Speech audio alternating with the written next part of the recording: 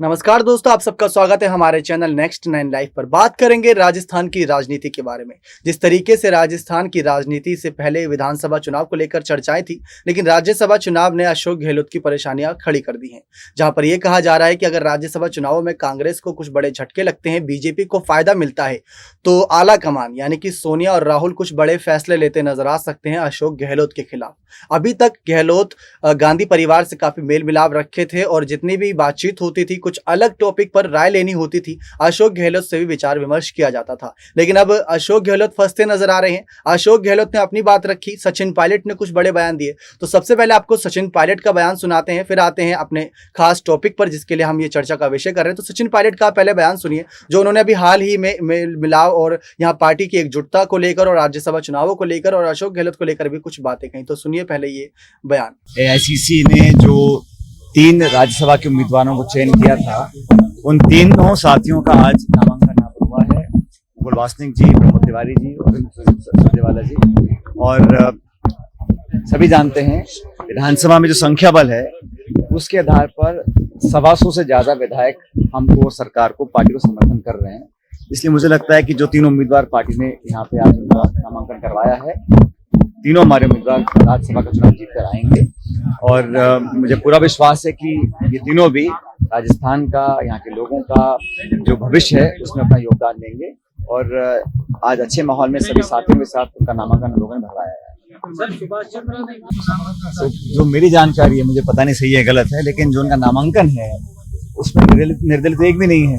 वो उम्मीदवार निर्दलीय हैं, लेकिन नामांकन भाजपा ने भरवाया है। उनके जो प्रपोजर हैं उनमें से कोई निर्दलीय विधायक नहीं है। और जो भी विधायक निर्दलीय हैं, लगभग सभी लोगों ने शुरू से ही कांग्रेस सरकार का समर्थन किया है। और इस आधार पर मैं जानता हूं कि हमारा जो संख्या बल है वो 125 से ज्यादा है। इसलिए जितना बहुमत हमें चाहिए 3 उम्मीदवारों को जिताने के लिए, उससे ज्यादा पर्याप्त बहुमत और समर्थन हमारे पास है। इसलिए तीनों हमारे जो उम्मीदवार हैं ये अच्छे बहुमत से जीतकर यहाँ से राज्यसभा के सांसद बनकर। आपको लगता है कहीं हॉर्स ट्रेडिंग है? अभी अंदर स्थानीय के बाहर देखो, हम सब कांग्रेस का बड़ा परिवार है और सभी लोगों का अपना अपना योगदान रहा पार्टी के लिए।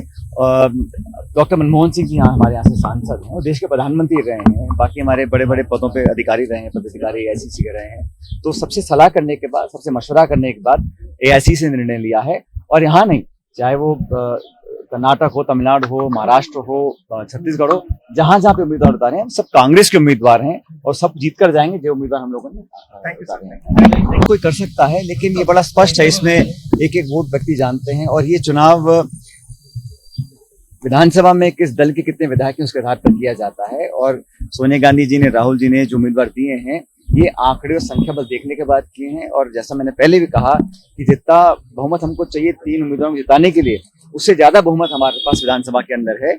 इसलिए क्योंकि नामांकन शायद 5 हो गए हैं, तो चुनाव तो शायद होगा, लेकिन हम तीनों हमारे जो उम्मीदवार हैं वो अच्छे बहुमत के साथ, बल्कि जितनी आप लोग सोचते हैं उससे ज्यादा आंकड़ों के साथ जीत कर आए। बीजेपी स्थानीय और तो देखा दोस्तों आपने किस तरीके से सचिन पायलट ने कुछ बड़ी बातें रखी। अब इस बीच एक सवाल पूछते हैं, हमारे साथ जो खास सहयोगी प्रांशी मौजूद हैं उनसे, कि जिस तरीके से अशोक गहलोत और सचिन पायलट के बीच अलग ही स्थान चलती है, लेकिन सचिन पायलट ने 2020 में उप मुख्यमंत्री पद से जब इस्तीफा दिया था, 2 साल का लंबा इंतजार 2022 चल रहा, 2023 में चुनाव होने हैं, लेकिन उनके अभी तक कोई पद को लेकर यहाँ पर तस्वीरें साफ नहीं हुई। तो उस पर आप क्या कहना चाहेंगे? कहीं आने वाले वक्त में हार्दिक और ज्योतिरादित्य सिंधिया तो नहीं साबित होंगे?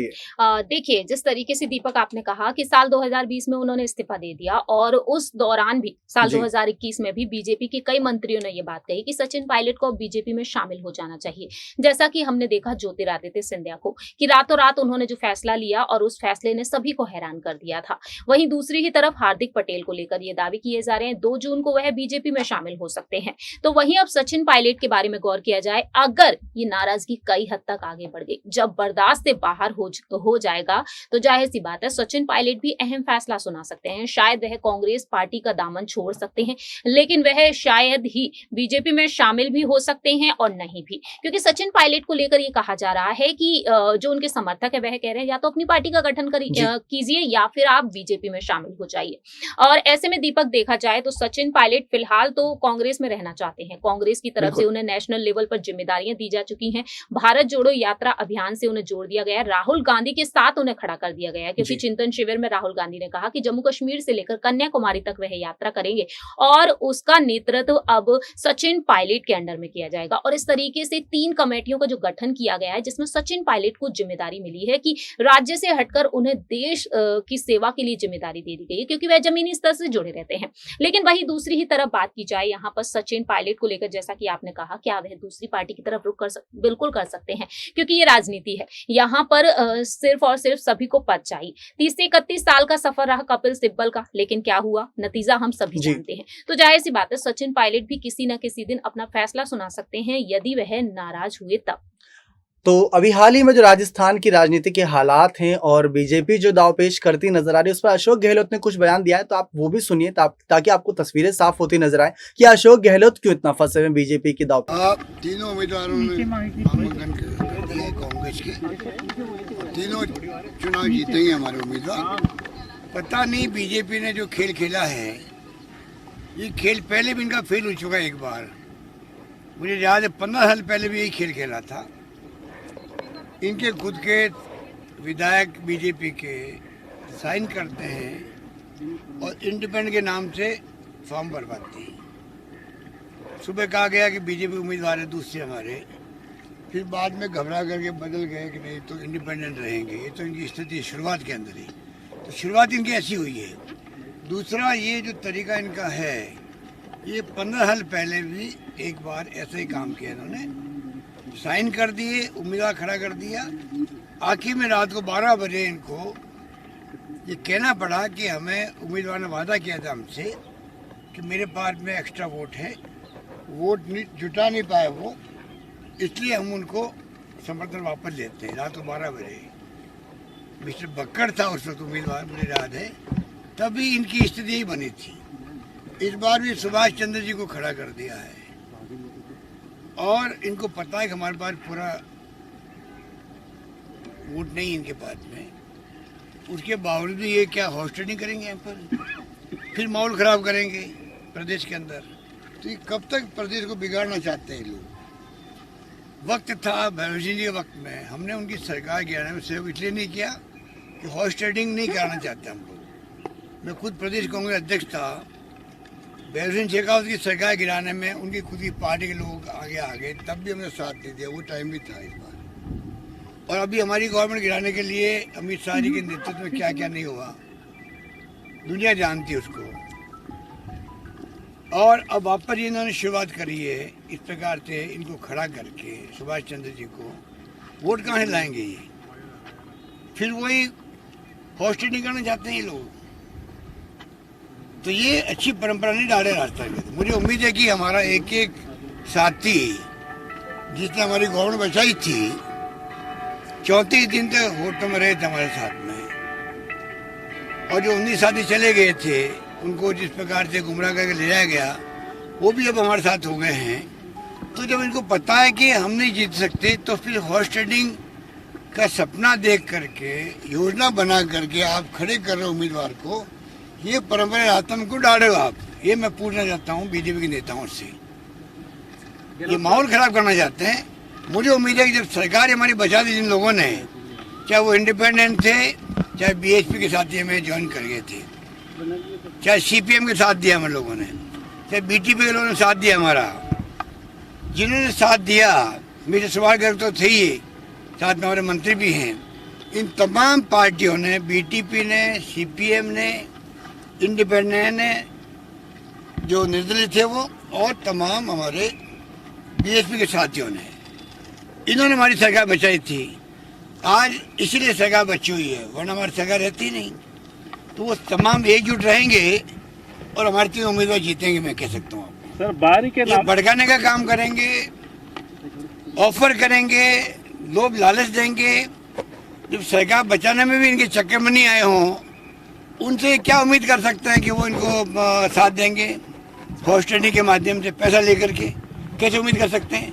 वो गेम उस वक्त ऐसा था जब ये होटल के अंदर हमारे साथ कोई आदमी बैठा हुआ है, एक नया पैसा नहीं मिल रहा है, होटल के बाहर जाओ हमें छोड़ करके, 10 करोड़ की प्रथम किस्त थी उनके लिए, 10 करोड़ की प्रथम किस्त थी, तब भी कोई आदमी नहीं गया, एमएलए नहीं गया हो, जिनके मैंने नाम लिए।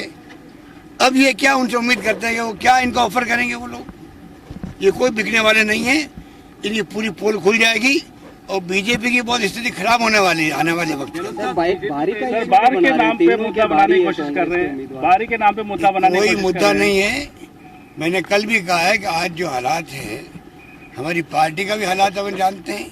हम चाहते हैं कि ये जो फांसी से लोग बैठ गए देश में आकर के, आज पूरा देश चिंतित है, तनाव में है, हिंसा में है।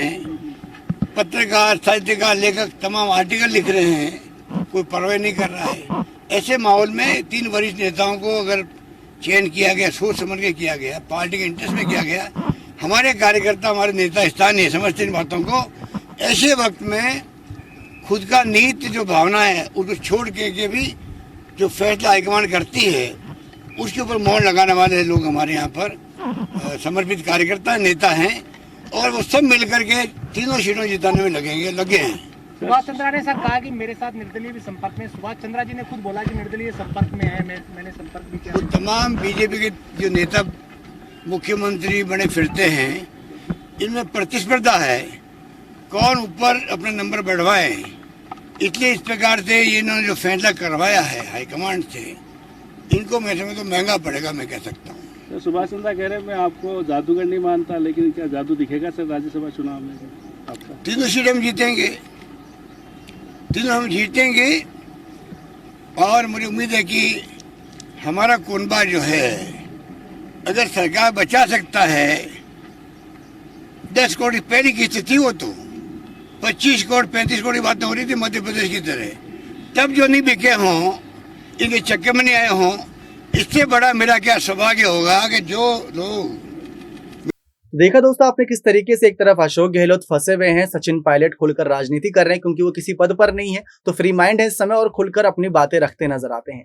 तो एक सीधा सवाल और आखिरी सवाल ये रहेगा प्रांशी से कि सचिन पायलट जिस तरीके से बहुत बड़े बड़े कदम उठा रहे हैं, उनका नेतृत्व साफ है, तो क्या सीएम पद के लिए अगले उम्मीदवार वो सही रहेंगे? या पंजाब में जिस तरीके से अमरिंदर सिंह हटे थे, चन्नी आए थे, वहां पर फिर कांग्रेस का तख्ता पलट हो गया, आप सरकार ने वहां पर कब्जा कर लिया, तो क्या वही हाल राजस्थान का तो नहीं हो जाएगा? देखिए, जिस तरीके से पंजाब की बात की जाए तो जाहिर सी बात है राजस्थान के वही हालात दिखते हुए भी नजर आ सकते हैं, तस्वीरें बदल सकती हैं। क्योंकि सचिन पायलट ने जब पद की मांग की तो उन्होंने पंजाब का उदाहरण दिया था। उन्होंने कहा कि कहीं स्थिति पंजाब जैसी ना हो जाए, इस वजह से वह राजस्थान में सीएम का पद चाहते हैं, उससे पहले ही उन्हें सीएम का पद दे दिया जाए। तो सचिन पायलट को लेकर फिलहाल देखा जाए नारे लगना शुरू हो चुके हैं कि सीएम का पद उन्हें दे देना चाहिए। तो ऐसे में देखा जाए तो फिलहाल सोनिया गांधी ने, कांग्रेस ने जो फैसला लिया है कि राज्यसभा चुनाव जो 10 जून को है, उसके बाद ही साफ किया जाएगा कि ये चुनाव जो है, विधानसभा चुनाव जो है, वो अशोक गहलोत के नेतृत्व में होंगे या फिर सामूहिक नेतृत्व में। उस दौरान जनता को पूरी तरीके से स्पष्ट कर दिया जाएगा। और सचिन पायलट फिलहाल शांत है इस वजह से क्योंकि यहाँ पर कांग्रेस ने यहाँ पर उन पर अहम जिम्मेदारी दे रखी है और कांग्रेस का पूरा उन पर विश्वास है, इस वजह से वह शांत बैठे हुए हैं। जी, तो ये था आज का हमारा खास प्रोग्राम। जिस तरीके से राजस्थान की राजनीति में जो इसमें बीजेपी ने भी काफी बखेड़ा खड़ा कर रखा है, अशोक गहलोत की परेशानियां खड़ी कर रखी हैं, तो सचिन पायलट खुलकर राजनीति तो कर रहे हैं, लेकिन आने वाले समय में जब उनको और जिम्मेदारियां दी जाएंगी तो किस तरीके से उनको निभाएंगे, आला कमान के क्या फैसले होते हैं, ये बहुत कुछ अभी बचा है राजस्थान की राजनीति में। एक एक करके तस्वीरें साफ होंगी, तो बने रहे उन्हीं को जानने के लिए हमारे चैनल के साथ। और अधिक जानकारियों के लिए धन्यवाद।